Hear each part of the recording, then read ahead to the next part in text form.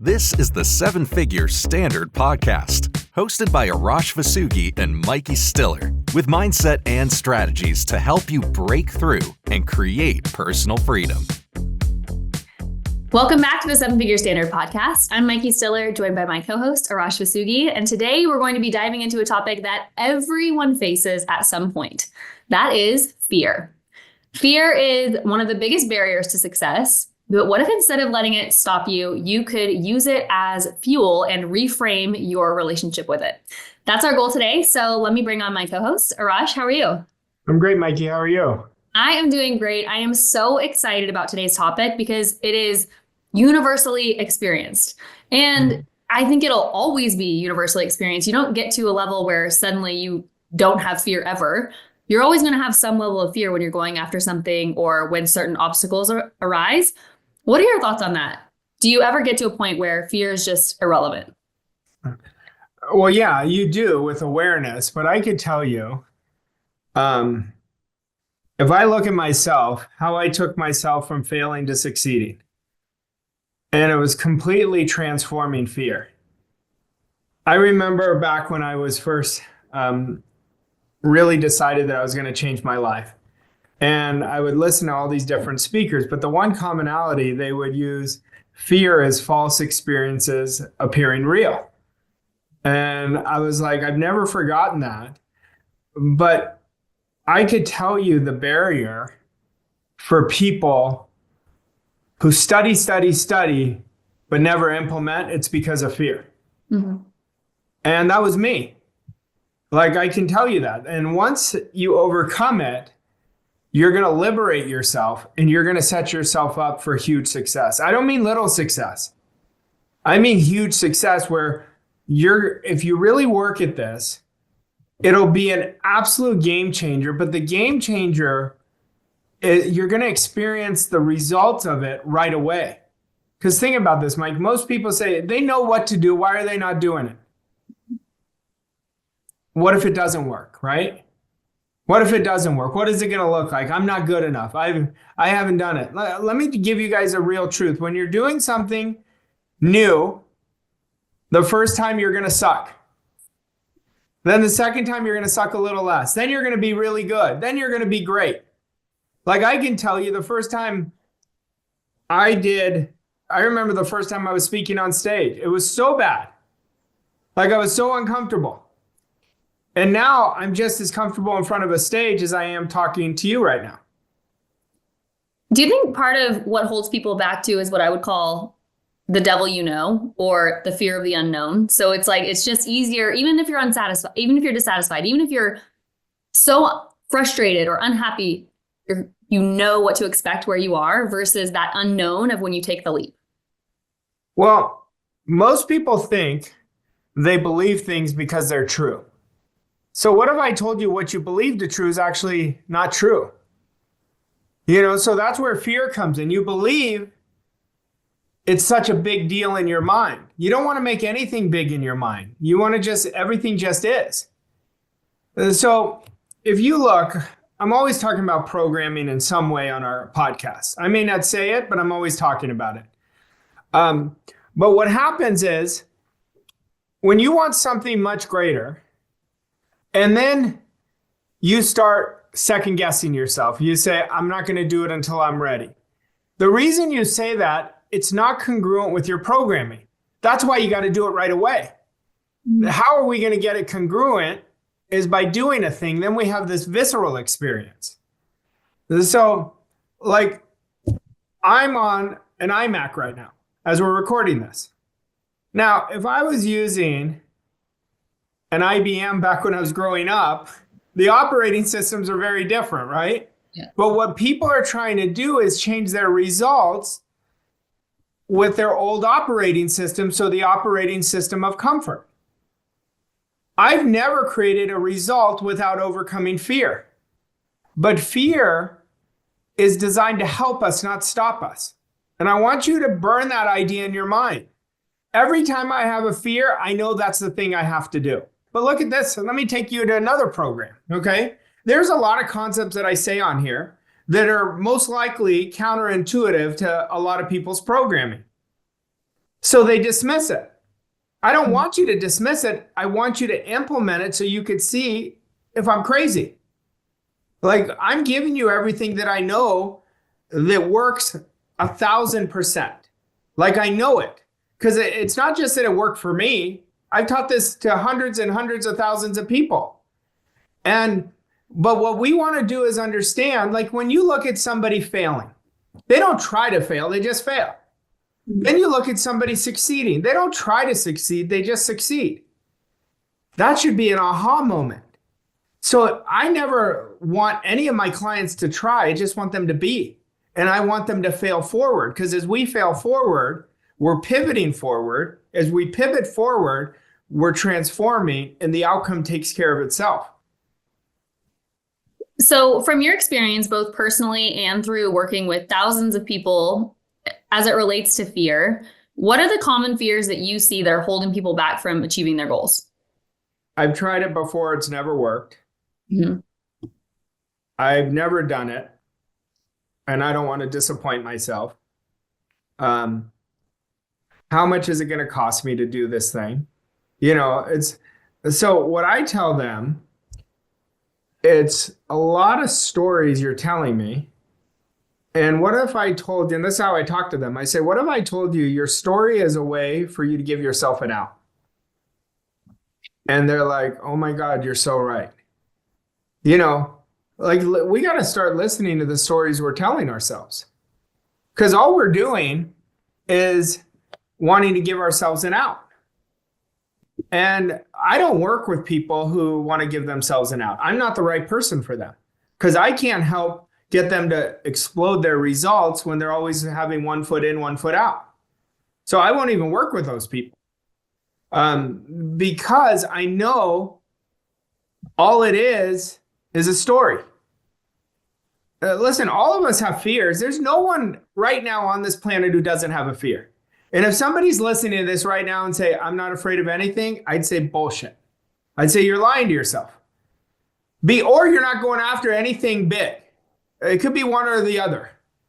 But the fears is our way of communicating from our subconscious mind to our conscious mind, saying, hey, you want to do X, you got to do this thing right away. That's going to break you through. That's why I say fear is designed to help us. It's not designed to stop us. Now, I can take you back. God, I have so many stories of this. I have so many stories that I sabotaged myself because I said, when I'm here, then I'll do it. And then I wouldn't act on an idea. But then my back was against the wall. I'll never forget this. My back was so far against the wall. I lost my corporate job. And then all of a sudden, I did everything right away, immediately. Bold. Didn't even think about what the outcome would be. I was just going to do the thing. And then all of a sudden, within 30 days, literally 30 days, my results changed. 90 days, they changed. A year, they were transformative. You just touched on something so good. And I think a lot of times people think that they need to wait until they've eliminated the fear before they take action, when it's actually the reverse. Will you talk through that process of how to eliminate fear? The only way you eliminate fear is by doing a thing. You can't think away fear. But fear is a manifestation of doubt. I've accepted a doubt unconsciously. It's going to manifest itself into fear. And what happens with a doubt, you're going to start thinking, what if worse situations? What if this doesn't work out? Mm-hmm. So what we want to do is catch the doubt. Doubt is always the negative side of our personality. But whenever you have a doubt, I want you guys to catch this, because you can interrupt and rewrite your programming and change your program by saying, that was my old self. This is what I'm doing. But the truth is, if you look at, if I look at me, Mike, if you look at you, until I made up my mind that I was going to do something, there was no reason for me to overcome the fear. I was just comfortable. I was coasting along at a 6-figure job. That's all I knew then. But when I made up my mind, I'm going to be more, do more, and have more, that's when I overcame the fear. But I mean, really make up your mind. That's like an emotion. That is an emotional connection. You want to have a great relationship with fear. Every time fear comes up for me, I get super jazzed up. I get super jazzed because I know if I do the thing, it's going to unleash my next quantum leap. You know, I think you've touched on this, but I'm going to ask the question anyways, because you so clearly changed your relationship with fear.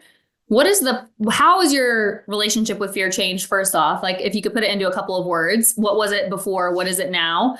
And then what is the process of changing your relationship with fear for someone who might be paralyzed by it or stuck in fear? Yeah. Before my relationship was passive, passive, passive. So I was always waiting. I wasn't decisive. Then my relationship now, I mean, you work with me every day. So like I take so many risks. I'm willing to take as many risks. I really don't care because I'm not attached to the outcome. I'm connected to the process.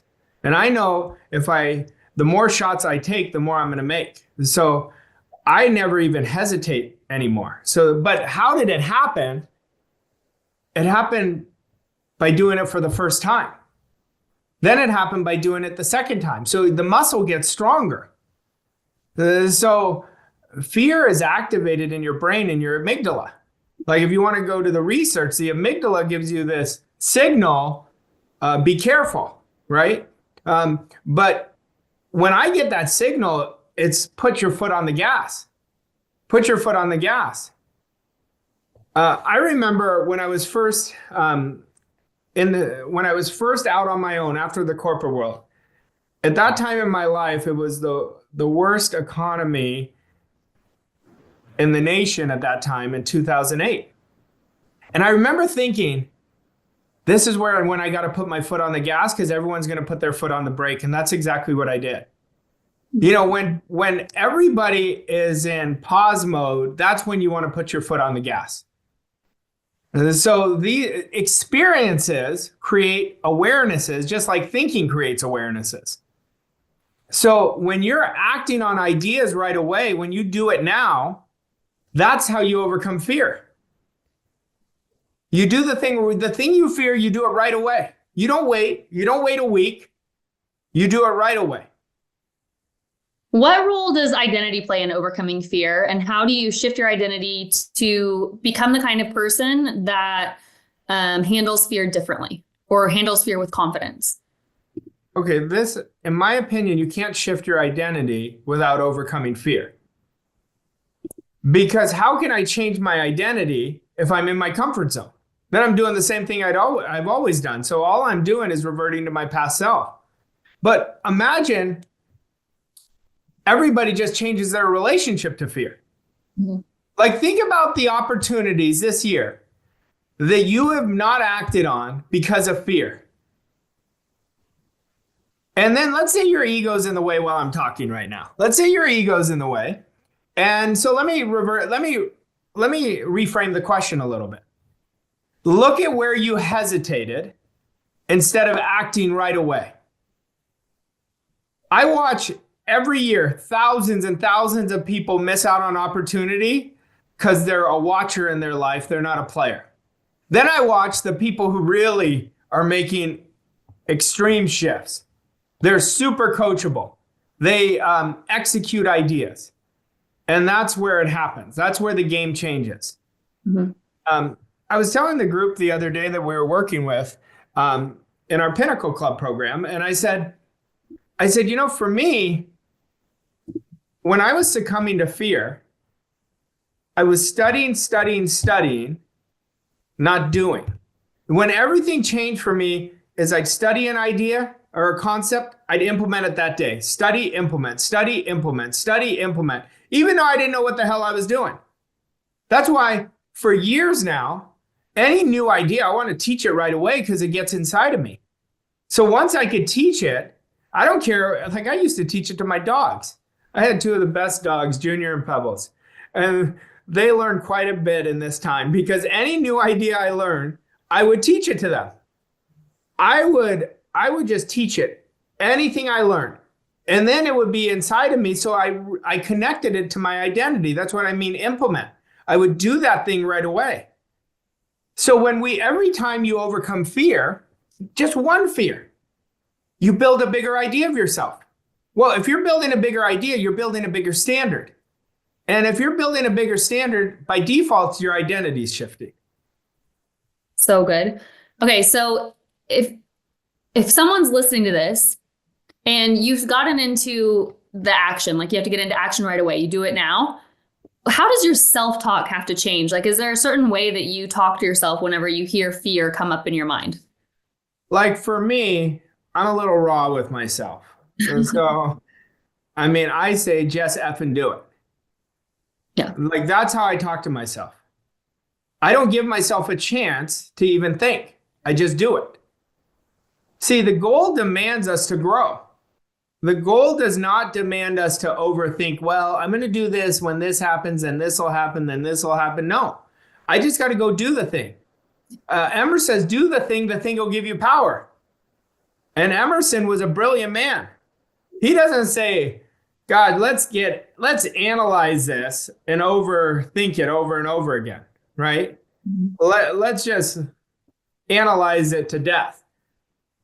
Do the thing will give you power, but create a great relationship with fear. Every time you have fear, I want this automatic thought to be inside of you, like on every cell of your being. This is designed to help me. Once you say that to yourself, so you're talking about self-talk, once you say that to yourself, it will automatically shift the resistance.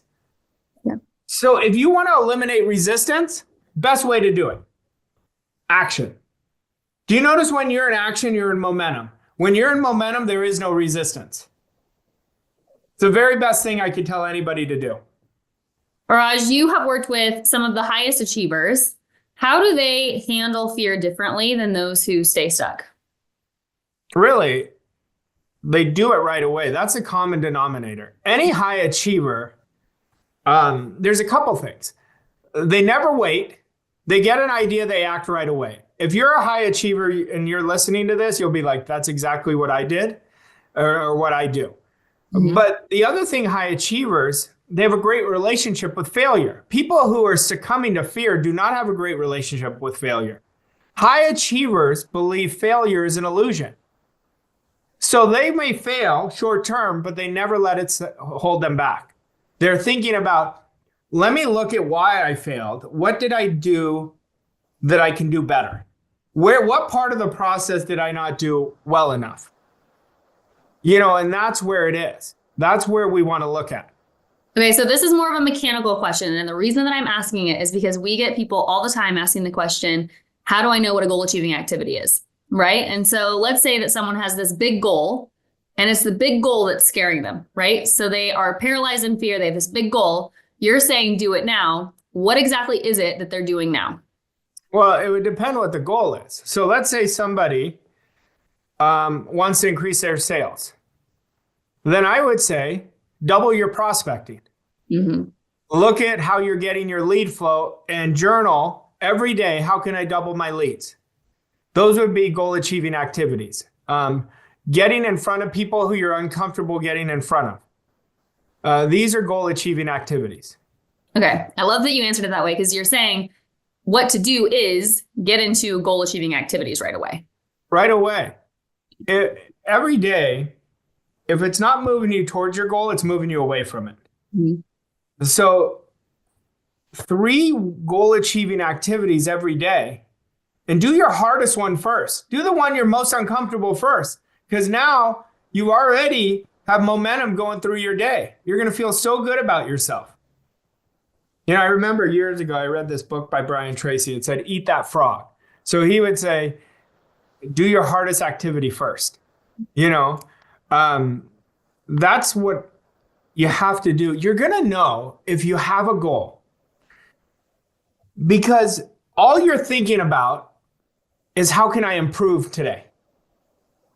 Like you get obsessed with the skill set that you want to really improve upon. Mm-hmm. So if you look at anybody's goal, okay, so the goal tells us if it's a real goal, they have a desire, but desire is not enough. Then they say, what is the vehicle that's going to get me to achieve that desire? Okay, I have that vehicle. It's what I'm doing in my business or what I'm doing in my job, whatever it is. Then the third part, and this is the critical one people really minimize, is what is the number one skill set that I have to improve upon or master that is going to take me to the fulfillment of that goal. Yes. I get a lot of people who tell me they're great at sales. Then I talk to them and I said, you can get a lot better. Like, what are we comparing it to? Never, I'm glad they think that way because I want them to think they're the best in the world at what they do. But never not think of yourself as a beginner. You can always get better. You can always communicate better. You can always listen better. You can always leave everyone better off than you found them better. You can always serve better. You can always create more value in your product, idea, or service that you're delivering. And that's what I would share with them. I love it. If you could leave the audience with one truth about fear that would change how they approach it forever, what would it be? It is the greatest opportunity to not just create a good life, to create a world-class life. Once you master fear, you have your future in your hand. You literally have your future in your hand. So right now, to the people right now saying, gosh, I would love to do this, listen to this 100 times. Because I'm no different. Like, I was failing so significantly. And if I can do it, anybody can do it. And when I tell you my back was against the wall, my back was against the wall. Like, I cannot even be more articulate or authentic about it. But I didn't let it stop me. Don't let anything stop you. All right. And now let's get into an action step for today. Well, let's create a process for everybody on how to identify their greatest fears. So I want you to make a list of your 5 greatest fears. And then I want you to look at each one and ask yourself, do I believe this because it's true? Or have I been making it true because I believe it? I want you to look at it and say, is this real? Is this real? And then if you say it's real, say, why is it real? Because I promise you it's a delusion in your mind. So once you start identifying them, I want you to make a commitment to me and yourself that you're going to do the thing you fear for the next 30 days. Every day you're going to do the thing you fear. If you don't get a fear one day, fine, don't do it that day. But the next day when it comes up, you're going to do it right away. You're going to do it right away. You're going to treat fear so differently, and you're going to know it's your greatest ally. So good. All right. Thank you. Thank you, Arash, first. And thanks to all of you. If you enjoyed today's episode, what I want you to do is leave us a rating and review. But most importantly, share this with your friends and family, your community. And we will see you next week for another episode on the 7-Figure Standard Podcast. Thanks, everyone. Thank you for listening to this episode of 7-Figure Standard. We hope you found the insights and strategies helpful on your journey to success. If you enjoyed this episode, please leave us a rating and review on your favorite podcast platform to help us reach more people like you. To learn more about Arash and Mikey and how Voss Coach & Co. can help you achieve your goals and reach new levels of success, visit vosscoachandco.com.